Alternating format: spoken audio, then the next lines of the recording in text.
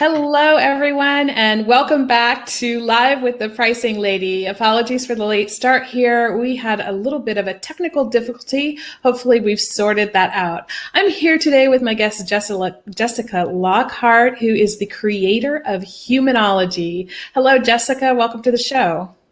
Hello, Janine. Thank you very much for having me here. It's a great pleasure and a great honor. All right. So just for all of you who are viewing and for Jessica, it seems we're still having a little problem with her video, but the sound is working. So we're going to go ahead and charge on, and maybe the technical problem will sort itself out as we go along. Sorry about that, Jessica. Well, sorry, I don't know what's going on. You know, sometimes computers are not our best friends. Right. They have a mind of their own, but at least people can hear you, so we can go ahead and have our discussion, and let's pray to the gods a little bit, that the IT gods, that it sorts itself out as we go along. Okay, let's go ahead. So, Jessica, for those who maybe are just joining us now and didn't hear the first intro we did, why don't you go ahead and introduce yourself and tell people a little bit about Humanology?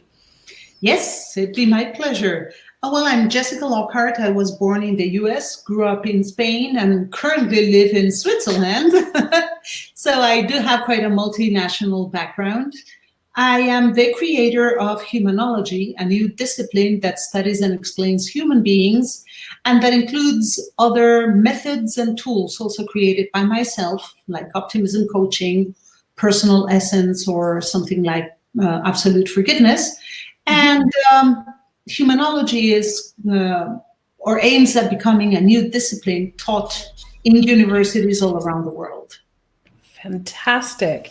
It's super interesting. It certainly applies to, probably everybody listening for sure, and a lot of people out there. And it also impacts our businesses a lot, because all of us are doing business in one way or another with other humans. And so it's something that applies not just in personal life, but also in professional life very much. Yes, of course, because at the end of the day, everything has to do with human beings. Everything. And human behavior. Yes, and understanding that is key, is paramount to anything else. Right. Very good. Well, and that also goes for our topic for today. Why don't you tell people a little bit about how this topic came to be a burning pricing question for you, and then we can go from there. Yes, well, my question is a question I've had for quite a while. The answer to the question I haven't really found yet. That's why I wanted to ask you, the expert. I've been kind of doing things my own way, just based on my own intuition, but without a real solid basis for it. And I think it's about time I take it seriously enough and I ask the expert. So I've been working internationally now for quite some time. I am a speaker. I travel around the world and I make presentations. I also offer workshops and programs online. And I've been using different sources and different methods to establish my international fees and my international prices. But as I said, not on a very solid basis. I've just been improvising kind of. And I'm currently preparing a Latin American tour. I'll be traveling to Latin America in October, right after I visit Spain, where we're going to have the second World Optimism Summit. And I will be charging people based on my intuition. So my question has to do with this. How do we handle international pricing? And it has a double sense. First, how do we establish the prices in different countries, given that each country is different? And second, should we use one currency, or should we use the different currencies in each of the countries? For example, one of the countries that I was going to visit on my Latin American tour is Argentina, but given what happened last week with their political situation, we decided not to include it in the tour because, well, people are having real difficulties right now. And that gives you a little idea of what kind of topic we're talking about. Yeah. Super. This is absolutely a fantastic set of questions. Let me put it that way. Our topic, of course, is therefore international pricing. And this is something that a lot of businesses in today's global world, probably most businesses up to over a certain size, are actually dealing with this problem. And you're right. There are really two separate topics here. One is, what prices do I actually use? And another is around this whole topic of currencies, because of course the currency can have an impact on your bottom line in both directions. But the one we're more worried about, of course, is when it affects your profit, takes your profits down. So let's first take a look at the prices themselves. So the first thing I'd like to make sure that people are aware of, just because you're selling in different countries doesn't necessarily mean you need to have different prices. It really very much depends on who your target customer is. So can you tell us a little bit about your target customer? Well, my target customer is two types of customers. We have general customers and we have company customers. Okay.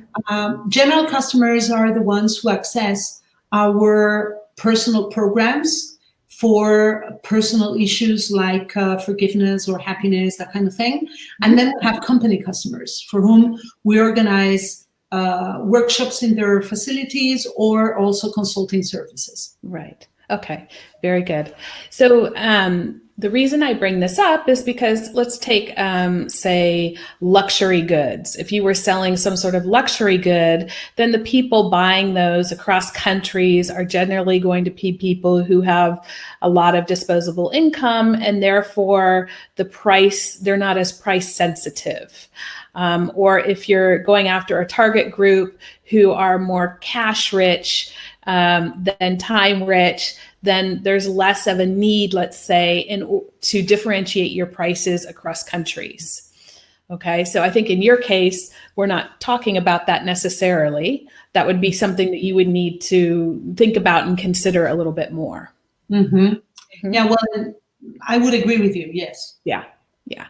So in your case, we really do need to do some differentiation. Now, what some companies will do is they'll differentiate country by country, and others will do it region by region.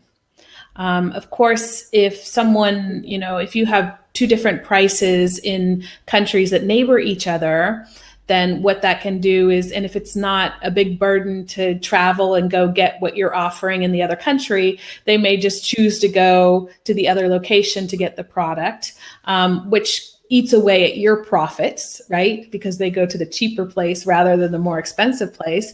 And that's why sometimes countries do regional pricing. That's a great idea. Yeah, so that may be an option for you. And then usually when people do regional pricing, they do something like having a euro price list and a US dollar price list, for example. Mm-hmm. Most countries will accept one of those two currencies. Most people are familiar with dealing in one of those two currencies. It's up to you. Now, if you want to do more specific and more drilled down pricing on a country level, there's a couple of things that you want to look at. One, as you said, is the exchange rate, and I'll come back to that in a minute. But the other is something called the Big Mac Index. Have you ever heard of the Big Mac Index? Nope. Nope. So if you go ahead and Google the Big Mac Index, what you'll find is there's a report put out. I'm not sure if it's yearly or every few years, but basically what it does is it tells you what the price of a Big Mac is in each country that has, say, a McDonald's. Really? And it sounds really funny. Okay. But actually, it reflects the cost of living. You can say for consumer goods, it's a good reflection of the cost of living differences. So the Big Mac Index is one that you can use. There are some other indexes out there, but that's the most common one. You can also look at reports on cost of living differences. So especially for B2B or B2C products, where you're selling directly to consumers, the cost of living difference can also be another indicator for how you might differentiate prices between countries. Mm-hmm. Okay, great. Now, remember, all of this depends on really who the target customer is. Yep. Right? Because if you're targeting, say, upper class or middle upper class people, then maybe the cost of living is more similar than if you're targeting sort of the average person per country. So yeah, you but may even if it were like that, imagine a session with me here in Switzerland might cost 5 or 6 times what a similar session would cost in Latin America, for example. Correct. Potentially. So the difference is too big, I guess. Yeah, the difference is big. Now, back to the exchange rate for a moment. So the exchange rate is another way to, look at that.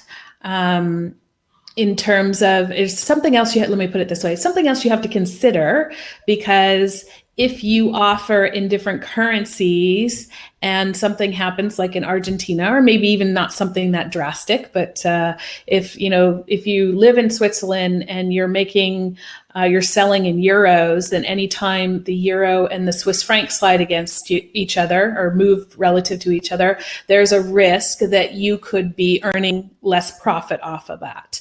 And so what some countries or some companies will do is they will adjust their prices more regularly to compensate. They'll do some fancy accounting stuff, which I couldn't explain, but they make what's called a provision for currency risk. That's what bigger companies do. But it's good for you to know which currencies you're going to be selling in and what risks there are involved in selling those currencies for you. Mm-hmm. Yeah. And then we also have to take into consideration that all those currencies need to be translated into your local currency once you are paid, because you can't have all those different currencies in your bank accounts here. Right. So either you have to have a bank account that accepts payment in those currencies, which means you'll be paying for the currency exchange rates and the fees associated with that. Or if your payments are, say, credit cards, if people are paying you by credit card, then you accept euros, and the customer is then paying for any credit card fees based on an international currency and any exchange rate differences. Mm-hmm. Yeah. So it's a choice. Yeah, that's exactly it. When you're offering online services, for example, people usually tend to pay using credit cards. But when you go make presentations and people buy the tickets to your shows, they often want to pay cash. So, that's when you get the trouble of, okay, what do I do with all these different currencies? Yeah. And this is why a lot of businesses just deal in either credit card payments for small, say, especially B2C, and when they go B2B, then they do wire transfer or credit card, because then this whole, what do I do with all this cash in different currencies isn't an issue. Mm-hmm. I would guess some businesses probably also have different bank accounts in different countries in order to manage that more easily. Mm-hmm. Yeah, well, that was something I looked into, and it's not that easy because you need to be to have a physical location in each country to open a bank account. So right. It's not such an easy topic, as you can see, with this international pricing. Now, I mean, this is also why companies form partnerships and joint ventures with local entities, because then they can handle that part of it, and then you and they have an agreement together, and that on how that's sorted out between the two of you. Of course, an extra partner in there can be a benefit, but it also can be a challenge as well. Mm-hmm. Yes. Very interesting, Janine. Wow. Yes. Sorry, I didn't hear you. I said it was very, very interesting. I said it's very interesting. Good. So yeah, I would say check out that Big Mac index, because that'll actually give you an idea of what price differences amongst countries are. And then also look at the cost of living differences. And these are two things that you can Google quite quickly and find reports on. When you do Google it, just put 2019 and it should come up with the most recent year that the reports were published. Great. Fantastic ideas. Thank you. I didn't know about those, so great. I'm Well, that's why there's people like me. Yes, of course. Out there to help you. Well, Jessica, thank you so much. Now, for my listeners, all of you who are listening live and those of you who will listen to the replay, how can they reach you if they'd like to find out more about humanology? Well, we have the International Institute of Humanology here in Switzerland. People can write us an email, info@instituteofhumanology.com, as you can see on the screen. Yeah. And they can also WhatsApp us. They can call us by phone or send us a message via our WhatsApp number, which is the 41 for Switzerland, and then 791-967276. And we'd be very, very happy to help them. Excellent. Okay. I can also put those in the chat after we get off this live broadcast. Thank you so much for joining us today. It's been a real pleasure having you here. My apologies again for our technical challenges, but hopefully, fingers crossed, people are hearing us okay. And we'll have you on the show another time in the future where we can see your lovely live face as well. Thank you so much, Janine. I'll look into those indexes right away, and that will for sure help me a lot when trying to price my services around the world. The tips you gave me are really interesting. I'm really thankful, grateful. Thanks a lot for having me here and for giving me an answer to that question. All right. You're very, very welcome. One more thing, ladies and gentlemen, before we go, I have some live complimentary webinars coming up in the next few weeks. If you'd be interested to know more about pricing and how to do it better in your business, how to set the right prices and close more deals, you can join me for one of the webinars, the 5 Steps to Pricing Success. You'll see here on the bottom of the screen the link to go and register for this. I'll also put it in the comments from this video so that you have access to it if you want. Thank you so much for joining me today.